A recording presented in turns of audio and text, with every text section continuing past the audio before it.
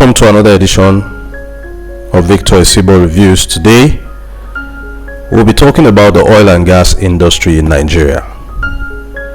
If you're looking to get into this industry and you're praying fervently for it, do not go into the industry until you have seen this video.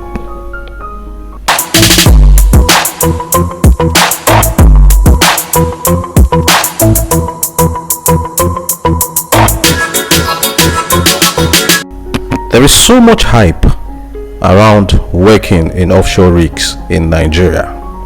The craze surrounding this industry increases by the day, and many people who have other lucrative jobs in town wish and hope that they could get on that chopper and fly to an oil rig.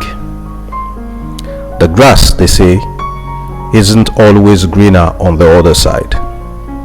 In this video, I will share with you some important things to note.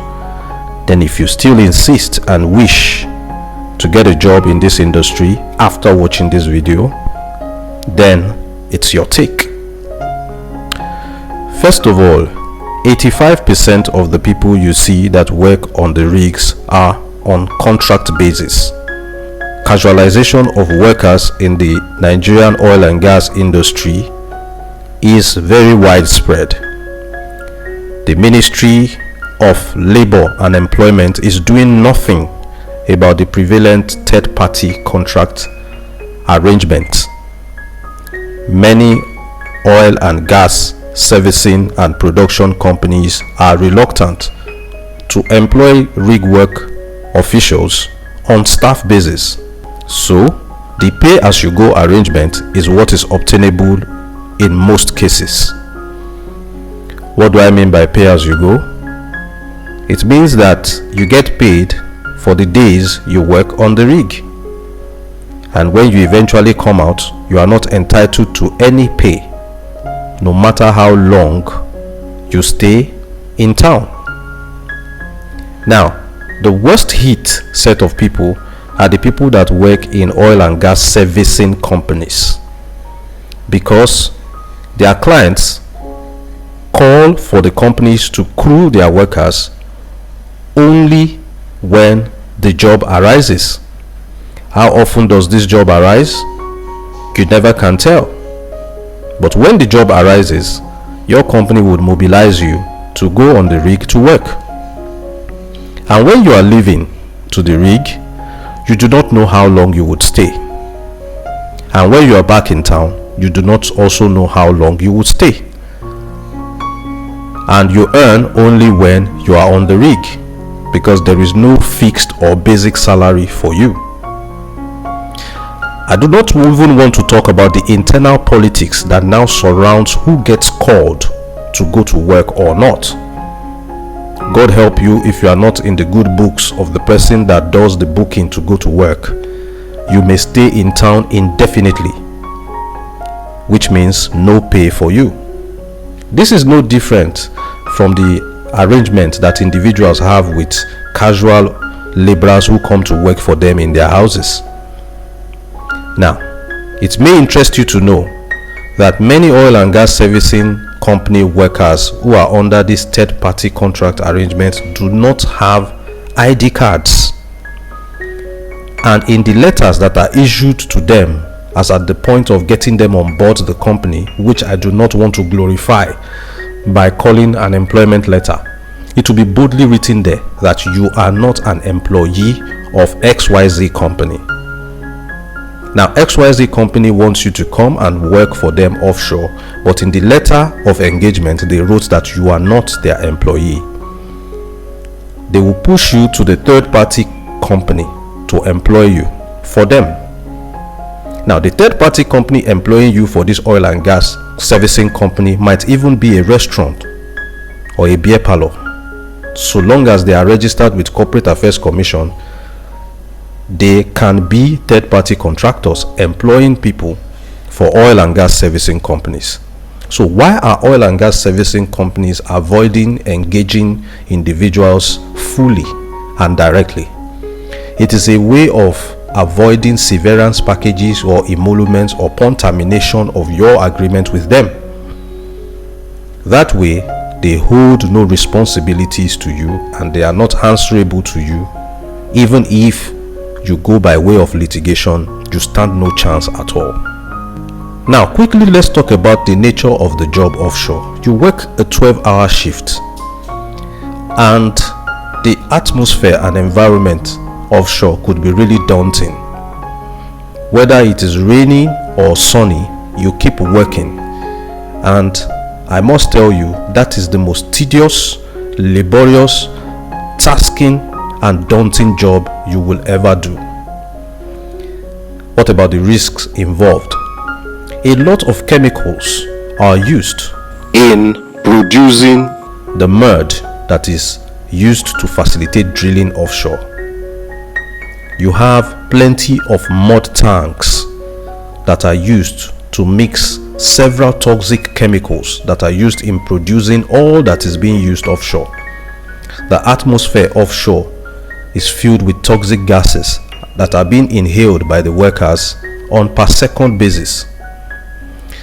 If you take a look at the MSDS material safety data sheet that highlights the combination of chemicals that are used to produce the different muds and fluids that are used offshore, you will find out that each chemical component has high toxicity rates.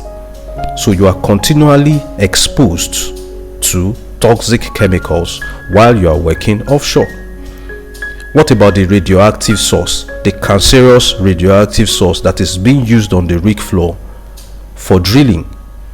Anywhere that radioactive source is kept is marked as a red zone and nobody should approach. But this radioactive source is also put on the same rig where people are. So there are chances that some people may be affected by this toxic radioactive source. In spite of all these potential health hazards posed by these toxic chemicals in the oil and gas industry, many oil and gas servicing companies do not provide long-term health insurance to cater for their employees in case of a future complication to their health resulting from several years of exposure to these toxic chemicals, like a retirement health plan, because many health complications resulting from this exposure to toxic chemicals may not appear during their years of service. It's something that can appear after several years of retirement. Going offshore, you go by chopper, and there have been several chopper mishaps, and anything can happen while you are flying. Now, oil and gas servicing company workers may think that they are making some money, but the money that they are making is never commensurate with the risk and the hazards involved in the job. Now, for oil and gas servicing company workers who go offshore indefinitely, they experience loneliness, depression, because in many cases you may be in a location where there is no network or service with which you could be reached by your family and loved ones.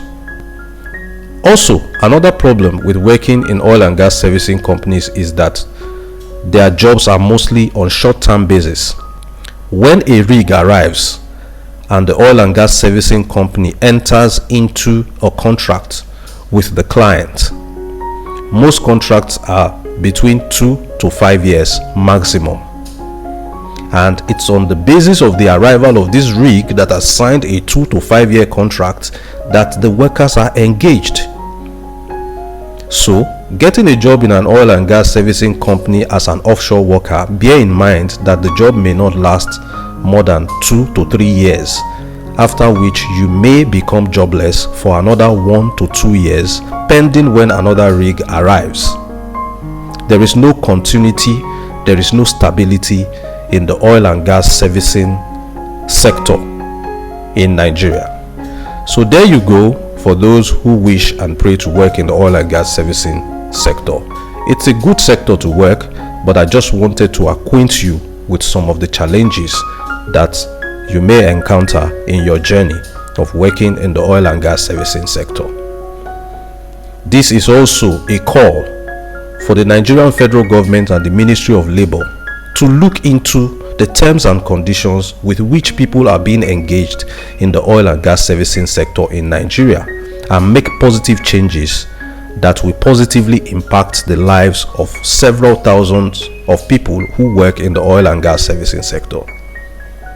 Many oil and gas servicing sector workers would gladly take a 50% pay cut to get a more stable job in town. But like they say, who no go, no know. I hope you enjoyed this video. Share this video with everybody who needs to see it. Give it a like so that the YouTube algorithm will recommend it some more. Till I see you next time, I remain Victor Isibo. It's bye for now.